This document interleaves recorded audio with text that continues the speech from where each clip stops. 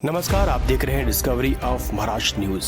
मुंबई में सोमवार को दोपहर के वक्त बारिश के साथ साथ आंधी तूफान भी आया। कहीं लोगों को गर्मी से राहत मिली तो कहीं मातम पसर गया। इस तूफान ने ऐसी चोट दी कि किसी के घर का चिराग तो किसी के घर का कमाने वाला खत्म हो गया, और ये सब मिनटों सेकंडों में हो गया। जी हाँ, हम बात कर रहे हैं मुंबई के घाटकोपर की, जहाँ किसी को क्या पता था कि जिस साए के नीचे हम बारिश तूफान से बचने के लिए खड़े हैं, वही हमें मौत के आगोश भी ले लेगा। लेकिन ऐसा क्यों हुआ? क्या वजह हुई कि इतना बड़ा बिलबोर्ड गिर गया और लोगों को मौत की नींद सुला गया? जी हाँ, आइए बताते हैं पूरी जानकारी।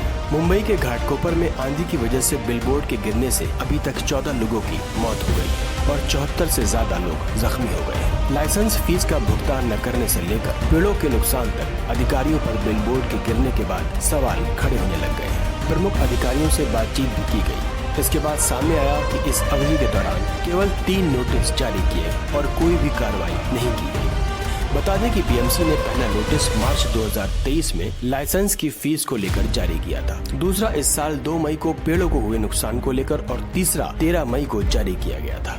और इसी दिन धूल भरी आंधी के बाद बिलबोर्ड गिर गया था। सोमवार को बीएमसी के द्वारा जारी नोटिस में कहा गया था कि ये विज्ञापन वाला बिलबोर्ड हमसे बिना इजाजत लिए ही लगा दिया गया था। ये मुंबई नगर निगम अधिनियम के धारा 388 के तहत उल्लंघन है। अधिकारियों ने कहा कि बिलबोर्ड गिरने से कुछ घंटे पहले नोटिस जारी किया गया था। होर्डिंग अप्रैल 2022 में लगाए गए थे और तब से एजेंसी पर 6 करोड़ 14 लाख रुपए की लाइसेंस फीस भी बकाया है। इसका अभी तक भुगतान नहीं किया गया। अब सवाल उठता है कि बीएमसी वाले इतने कमजोर हैं कि एक बिलबोर्ड को जल्दी से निकलवा नहीं पाए, और भी न जाने कितने बिलबोर्ड हैं। डिस्कवरी ऑफ महाराष्ट्र न्यूज ने जब इसकी तहकीकात की तो बहुत कुछ सामने आया। आइए जानते हैं हमारे संवाददाता सिराज शेख से।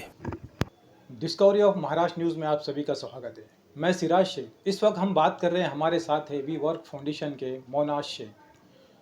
मोनाज जी, हम बात करते हैं कल जो घाटकोपर में हादसा हुआ भारत पेट्रोल पंप के ऊपर, एक बड़ा स्ट्रक्चर जिस पे होर्डिंग लगता था वो इस तरीके से गिर गया कि उसके अंदर कम से कम 100 के करीब लोग वहाँ पर इंजर्ड हो गए, उसके नीचे फंसे हुए। आज तक काफ़ी गाड़ियाँ भी उसके नीचे फंसी है, टूटी हुई है। तो उसके बारे में आप क्या बोलना चाहेंगे? सबसे पहले तो मैं गुड इवनिंग बोलना चाहता हूँ सबको। कल जो हादसा था बहुत दिल एकदम दुखने वाला हादसा था वो, क्योंकि आज हम लोग ने पूरी टीम वी वर्क फाउंडेशन की टीम ने वहाँ पर इंस्पेक्शन किया तो देखे कि वो स्ट्रक्चर जो था 120 फीट बाय 120 फुट था, मतलब बहुत बड़ा स्ट्रक्चर था वो। और जहाँ से वो टूटा उसका जो पिल्लर का वो था, खाली 1 फुट का ही पिल्लर था, मतलब 1 फुट ही अंदर ज़मीन के अंदर गड़ा हुआ एक पिल्लर था। तो इससे आप पता चलता है कि यहाँ वहाँ के रेलवे के जितने ऑफिसर थे, बीएमसी के जितने ऑफिसर्स थे, जब तक का वो लोगों की ऐसा पूरा इंस्पेक्शन नहीं करोगे तो ये लोगों का हाल होना ही है ये। लेकिन जो मलबा है, जो वहाँ पर कार जो फंसी हुई है, जो बड़े बड़े ट्रक वहाँ पे जो फंसे हुए हैं, अभी तक उनका कुछ इंतजाम नहीं किया। उसको निकालने की कोई ऐसी गवर्नमेंट की तरफ से, बीएमसी की तरफ से ऐसी कोई वहाँ पर कोई कार्य नहीं हो रहा है कि किस तरीके से उनको निकालेंगे। जो पहले था वही आज दिख रहा है। तो उसके बारे में आप क्या बोलना चाहेंगे? नहीं, वहाँ पर हम लोग है ना थोड़ा क्लोज जाके देखने की कोशिश की है, तो वहाँ पर ऐसा मालूम पड़ा कि पीछे तरफ जो है ना मेट्रो की जो बड़ी बड़ी जो क्रेन आती है, क्रेन लगी हुई थी और जीसीबी से काम चालू था। मोस्टली इतना बड़ा वो होर्डिंग था कि वो खाली 30% अभी तक का काम हुआ है। क्योंकि कैसा है, मैंने एक फायर डिपार्टमेंट से पूछा, मतलब सर ये काम बहुत स्लो कर रहे हो आप लोग, क्यों कर रहे हो ऐसा? तो उनने मेरे को एक्सप्लेन किए, बोले कि ये कैसा है मालूम क्या, वहाँ पर टैंक के अंदर पूरा पेट्रोल पंप है, ठीक है, तो पेट्रोल पंप के टैंक के अंदर पेट्रोल है, उधर सीएनजी पंप था, सीएनजी थे, तो ग्राइंडर की ये सब मशीन यूज़ नहीं कर सकते, क्योंकि अगर करेंगे तो उससे थोड़ा और कुछ हादसा और बढ़ सकता है। इसके लिए स्लोली जितना लोग चाह रहे आहिस्ते आहिस्ते आहिस्ते आहिस्ते करके काम कर रहे। मोनाज जी, आज बड़े बड़े क्रेन है, बड़ी बड़ी टेक्नोलॉजी है। आज मेट्रो के ब्रिज बन रहे हैं, उसमें एक ऐसी ऐसी क्रेन है जो बड़े बड़े स्लैब उठा के ऊपर रख रहे हैं। ऐसे 4 क्रेन वहाँ पे खड़ा करना चाहिए था, चारों साइड से वो होर्डिंग को उठाना चाहिए था। कितने लोगों को राहत मिलती थी, शायद कोई उनमें से बच सकता था। उसके बारे में आप क्या बोलना चाहेंगे? नहीं, एक्चुअली ये जो बता रहे कि बाद 14 जन मरे हुए, 15 जन मरे हुए, ये 14 और 15 की बात नहीं है, ये नंबर है ना उससे ज़्यादा है।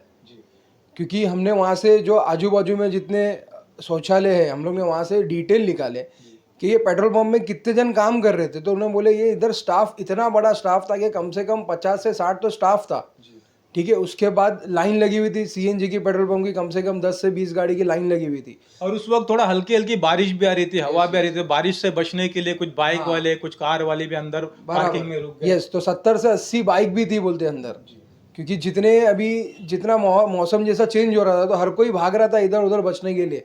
तो इनको ये नहीं लगा था कि ये बचने की जगह नहीं, ये मौत का अड्डा था पूरा। हमारे साथ है सोशल वर्कर जफर सैयद जी। हम इनसे जानना चाहेंगे, जफर सैयद जी, कल जो घाटकों पर भारत पेट्रोल पंप में जो हादसा हुआ, जो स्ट्रक्चर होर्डिंग जिसमें लगा हुआ था वो गिरा, उसमें काफ़ी लोग इंजर्ड हुए, तो उसके बारे में आप क्या नज़र से देखते हैं? सबसे पहले तो जय हिंद। मैं एक सोशल एक्टिविस्ट के नाते से हमारे पॉलिटिशियंस लोगों को ये बोलना चाहूँगा कि एक दूसरे के ऊपर ये आरोप कर रहे, इसकी जिम्मेदारी थी, उसकी जिम्मेदारी थी, बीएमसी प्रशासन इसके हाथ में था, बीएमसी प्रशासन उसके हाथ में था। जो इस मामले में अभियुक्त है भावेश भिड़े, एक दूसरे पे पॉलिटिशियन पार्टियां आरोप कर रही है कि ये इसका आदमी, इसकी फ़ोटो उसके साथ है। देखो, किसकी फ़ोटो किसके भी साथ है, आरोपी तो आरोपी है, उसकी जांच होनी चाहिए, उसके ऊपर इंक्वायरी होनी चाहिए और जो दोषी है उनको सज़ा मिलनी चाहिए। अब बात हम मुद्दे पे आते हैं। ये इतनी बड़ी होर्डिंग लगी है 120 फुट बाय 120 की, और ये लैंड है रेलवे प्रशासन की, और मुंबई महानगर पालिका जो लाइसेंस डिपार्टमेंट है 328A के तहत ये होर्डिंग्स की परमिशन देती है। तो रेलवे प्रशासन को इसकी जानकारी नहीं, उनके कंपाउंड में इतनी बड़ी होर्डिंग लगी है, बीएमसी प्रशासन को पता नहीं है इतनी बड़ी होर्डिंग लगी है। जो ये भावेश भिड़े है, इसके ऊपर 26 से 29 केस इसी प्रकार के हैं जो इनलीगल होर्डिंग्स लगवाता है। तो आपको ये पता नहीं था। अब हादसा हो गया तो रेलवे प्रशासन बोलता है बीएमसी प्रशासन की जिम्मेदारी है, बीएमसी प्रशासन बोलता है रेलवे की जिम्मेदारी है। तो ये जिम्मेदारी किसकी है?